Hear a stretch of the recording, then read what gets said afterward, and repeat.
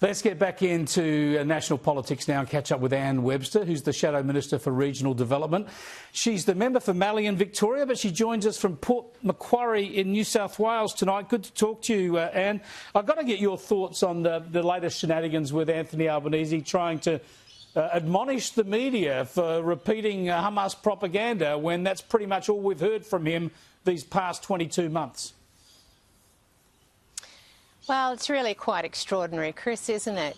He's not a cheerleader for Hamas. Well, you know, if you look like it, if you sound like it, maybe you actually are. And I think that he's been very happy to present the views of Hamas and not question photos, not question the stories. And now, of course, it's in his favour to say, please don't believe what you read from Hamas. That Yusuf's actually in jail and, you know, his office is making up their own stories. I don't know what he thinks, but if he's not a cheerleader, he's certainly learning some dance moves to try and take away his responsibility as the Prime Minister of Australia to represent Australians. And the decision he has made with Penny Wong to validate Palestinian statehood will not make one iota of difference to the hostages, to the people in Gaza who are suffering without aid and without the amount of aid that they need, to Hamas being in power.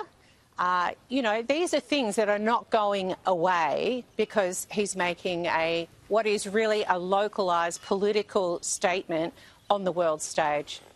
Yeah, let's bring it back to your portfolio area now, regional development in this country. Your electorate of Mallee is, of course, in regional Australia, and you've been connecting with regional Australia again in Port Macquarie, of course.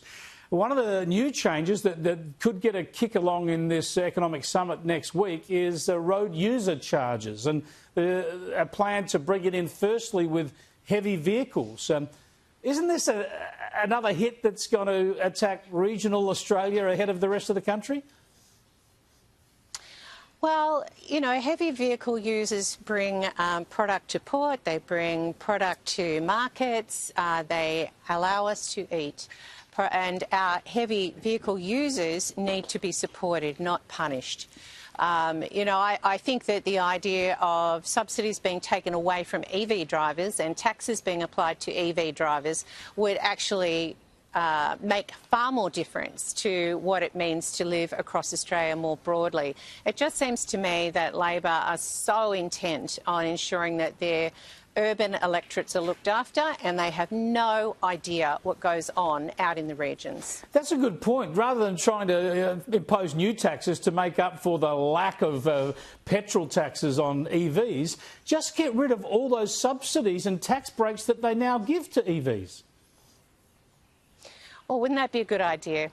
Honestly, if we just had some transparency about the subsidies that the Labor government has endorsed and is pushing through for EV drivers, for the renewable industry itself, I think Australians would be pretty horrified at the money that we are pouring down the drain for an ideology. Let's face it, that's what it is, and targets that are frankly not reachable. And everyday Australians and Australians out in the regions are the ones who ultimately suffer.